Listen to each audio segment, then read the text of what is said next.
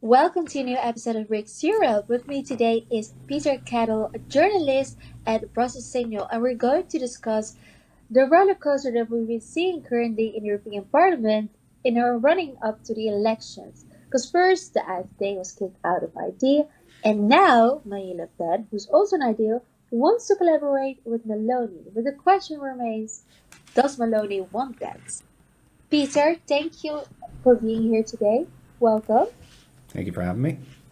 So, as I said in the beginning, we saw last week that AfD was actually bonjoured out of the idea, partially because it was actually Marine Le Pen who said, we refuse to collaborate with AfD any longer.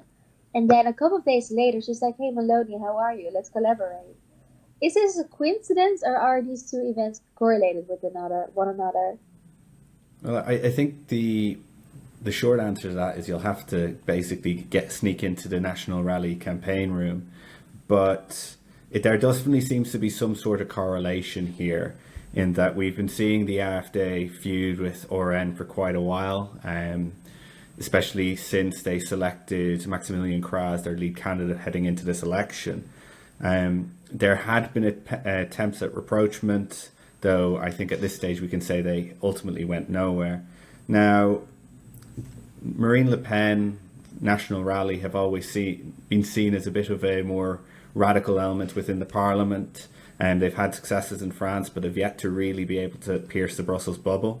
I think that this has now been seen as an opportunity for them to get serious, to actually have an impact within Brussels. And it certainly has, at least in the media sphere. Whether it actually ends up having an impact on legislative elements, that remains to be seen. Yeah, because it seems a little bit like they want to clean up their reputation as being seen as the extreme far right. Should we? Yes, they've been maligned for quite a while. This is a general symptom for the ID group. European conservatives and reformists, they've been sequestered a little as well, but nowhere near as much as Identity and Democracy, who they have not been able to really even be rapporteurs on anything in Brussels. So it seems like Le Pen is really trying to take this opportunity to approach some of the more centrist politicians and go, look, we are a significant force in France. We're ready to play a role in Europe as well. That's interesting because Meloni is quite popular. I think at the moment, she because I think one of the reasons is that we see that Ursula von der Leyen is getting a lot of backlash, only for the fact that she's saying that she's willing and open to the idea of working alongside Meloni. Then the question is, would Meloni be open? Do you think for a collaboration with Marine Le Pen? Giorgia Meloni, I'm not sure about popular, but she's certainly powerful, perhaps the most powerful woman in Europe at this stage. Will she collaborate with Marine Le Pen? I don't think Meloni even knows that yet. I think this is going to be something we'll see after the European elections, after we see what way the seats fall. But what Le Pen has done for Meloni is she's given her two very good options. Collaborating with the EPP would put Italy at the centre of Europe. Basically, whatever they want to do in terms of, any sort of semi-progressive positions on the environment, on immigration, would have to get a rubber stamp from Meloni. That would give her so much power. And then with this offer from RN, it basically means if the EPP does not want to play ball, if Ursula von der Leyen, if she's still there following the elections, does not want to play ball, Meloni can then walk away and can join up with a new group, a new alliance that will be powerful enough to basically shut Brussels down.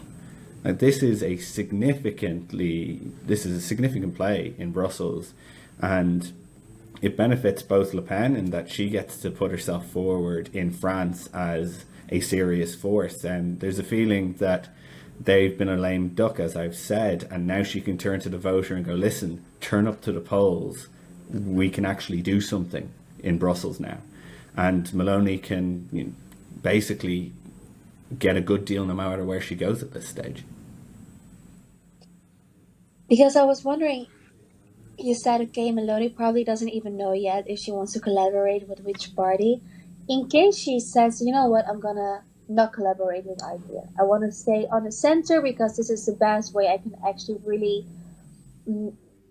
get something done with the legislation. which is very likely. How would it affect Le Pen? I obviously it wouldn't be the outcome that she wants at this stage, but it would still have a positive impact because Le Pen wins anyway because she gets to put her party at the forefront of what's happening in Europe, which is it's a new frontier for them, and she can go to the French voter because this is what it's about. They're trying to attract the national voter base here. They get to go to the French voter and go, a vote for National Rally at the European level is not a lame duck vote. It is something that has serious impact. And just because Meloni doesn't bite straight away doesn't mean that she won't bite in 1, 2, 3 years. You have to remember this is going to be an ongoing negotiations throughout the legislative period. Just because an alliance starts off going well doesn't mean it will stick around that way, especially in Italian politics, let alone European politics. So the fact that Le Pen is there with an open offer will mean that Le Pen indirectly through Meloni will have an impact. Meloni will have a huge impact on whatever happens because the EPP, if this centrist alliance does happen, will have to constantly make sure that the right is on side or risk losing them to Le Pen and her colleagues. And then the last question is, so what if ECR and ID would collaborate? Like, what would it look like in terms of, you said maybe legislation, but how is this going also to impact us, the people at home? It's well, will it be ECR and ID? We don't know actually. We could be seeing the formation of new groups, or perhaps groups under the same name, but with very different modus operandi. One of the big sticking points, of course, between ECR and ID has been the Ukraine war. ECR has a lot of its base in the east and has been very firmly pro-Ukraine. ID has allowed a lot more variance in that question. So there'll be a bit of sticking point there that we have yet to see, play out. Now, how will this affect the voter at home? I think, frankly, the days of such militant green policy, it looks like it's coming to an end. In terms of migration, there's going to have to be a pare back down. How much? We don't know. Meloni has been trying to take more of a moderate position on this because while she's on the right quite clearly and she wants to limit immigration, there is the reality that the Italian economy relies quite heavily on immigrant or imported labor, and cutting that off, cold turkey is not going to go well for them. So I think we will see a moderation of European migration policy in that way.